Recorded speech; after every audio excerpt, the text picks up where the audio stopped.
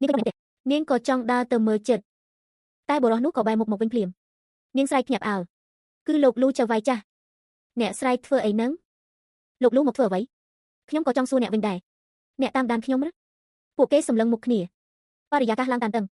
គូសត្រូវចាប់ផ្ដើមវាគ្នាភ្លាមក្រោយទល់ពាក្យសម្ដីក្រោយចំនួនក្តៅ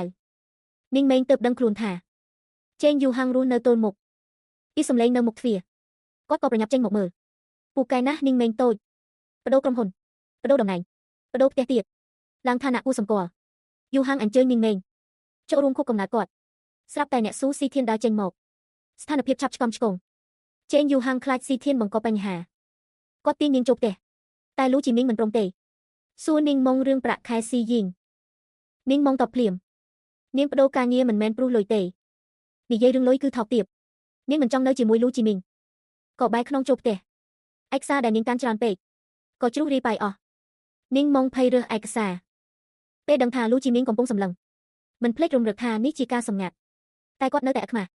លូជីមីងចិត្តណាលាក់រឿងនាងម៉ងមើលមិនឃើញចន្លោះប្រហោងដៃគូនាងម៉េងចង់សួរលំអិតទៀតតែលូជីមីងក្រអឺតក្រទុំគាត់ថាពួកគេមិនស្គាល់គ្នាគាត់ថែមទាំងភ្លុកខ្ញុំទៀតលោកលូយប់នេះអ្នកដាក់អំបិលច្រើនអ្នកចង់និយាយអ្វីទំនេរពេកហើយខ្ញុំមានបទពិសោធន៍ច្រើនជាងអ្នកឆ្ងាយណាស់នាងម៉េងពិនិត្យឯកសារនៅផ្ទះនាងក៏ប្រទះឃើញចំណុចសង្ស័យខ្លះតែនាងនៅតែរកស្គាល់នៃបញ្ហាមិនឃើញថ្ងៃបន្ទាប់នាងក៏ទូរស័ព្ទទៅសៀវយ៉ាងដើម្បីដឹងចំហលោកលូថ្ងៃនេះលោកត្រូវគេស្ដីឲ្យទេជូនពរខ្ញុំបន្តិចបានទេថ្ងៃនេះមិនបែកគ្នាទេពេលដឹងថាលោកលូអារម្មណ៍ល្អនឹងម៉ងទៅហ៊ានទូរស័ព្ទទៅគាត់ក្រោយពីសាកសួរដោយប្រយោលក៏ដកស្រង់បានព័ត៌មានសំខាន់ពីគាត់នឹងម៉ងប្រាប់អ្វីដែលរកឃើញប្រាប់ស៊ីអ៊ីងពួកគេចេញដំណើរភ្លាមទៅស៊ើបអង្កេតក្រុមហ៊ុន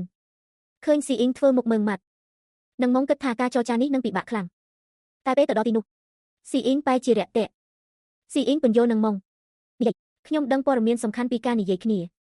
ពេលគាត់និយាយថាដូចមិនវិនិយោគទឹកមុខអ្នកកំខាងទៀតប្រែជាមិនស្រួលលទ្ធផលក៏ច្បាស់ណាស់ទៅហើយមិនបាច់និយាយឲ្យដឹងច្បាស់ពួកគេមកនេះដើម្បីបង្ហាញចំហមិនមែនចង់ប្រកួតឈ្នះចាញ់ទេនាងម៉ងស្ដាប់ហើយងក់ក្បាលនាងបានរៀនសូត្រច្រើនចាំរឿងទាំងនេះទុកក្នុងចិត្តលោកស៊ឺយីងរៀបចំឲ្យនាងម៉ងគម្រោងជាមួយលូជីមីងនេះក៏មានន័យថាពួកគេទាំងពីរនឹងជួបគ្នាញឹកញាប់ជាងមុននាងម៉េងមិនចង់តាក់ទងពួកគេទេតែការសម្របសម្រួលគម្រោងចាំបាច់គាត់គ្មានជំរឿក្រៅពីតាក់ទងគេតែទូរស័ព្ទចូលភ្លាមលូជីមីងក៏សួរដេញដល់គាត់យ៉ាងចាស់ក្រុមហ៊ុនហូលីជាផ្លេចសំបីតែវិន័យជាមូលដ្ឋានផងមានអ្នកណាដូចទើបមកដល់ហ៊ានលេងសើចនឹងថៅកែនាងម៉េងខឹងរឿងនេះខ្ញុំចង់អរគុណដំបូន្មានអ្នកតែនឹកឃើញមុខរំខានរបស់អ្នកខ្ញុំស្ពើ